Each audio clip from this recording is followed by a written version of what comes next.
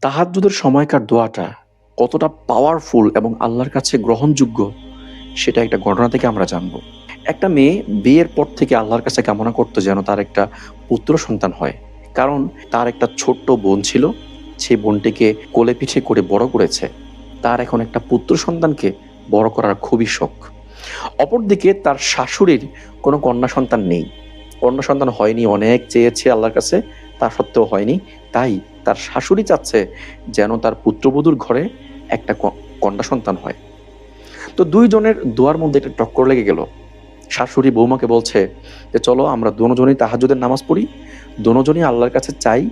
দেখি কার দোয়াটা বেশি পাওয়ারফুল এবং কার দোয়াটা আল্লাহর কাছে গ্রহণযোগ্য হয়, কে জিতে যায়।" ৫ মাস কি ৬ মাস পরে তারা আল্ট্রাসাউন্ড করালো। তারা অবাক হয়ে দেখল যে আল্লাহ তাআলা উভয়ের দোয়াটাই কবুল করে নিয়েছেন। অর্থাৎ একই পেটে আল্লাহ তাআলা কন্যা সন্তান এবং পুত্র সন্তান উভয়টিই দান করেছেন। তো আমরা বুঝতে পারলাম যে তাহাজ্জুদের দোয়াটা আসলেই কবুলযোগ্য। কারণ তাহাজ্জুদের সময়ে আল্লাহ তাআলা সপ্তম আসমান থেকে ১ম আসমানে এসে ডাকতে থাকেন আর বলতে থাকেন, "হে আমার বান্দারা, তোমাদের কি প্রয়োজন?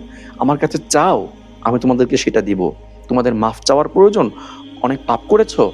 আমার কাছে ক্ষমা চাও, আমি ক্ষমা করে দিব। তোমাদের কোনো বিপদ আছে? আমার কাছে বিপদ থেকে মুক্তি চাও, আমি বিপদ মুক্তি দান করব।" তো ১ম আসমানে এসে আল্লাহ তাআলা তাহাজ্জুদের সময় ডাকতে থাকেন। এজন্য আমরা যতটুকু পারি তাহাজ্জুদ পড়বো ইনশাআল্লাহ। যদি না পারি অন্তত সপ্তাহে ১ দিন শুক্রবার দিন রাত্রে আমরা তাহাজ্জুদ পড়বো ইনশাআল্লাহ।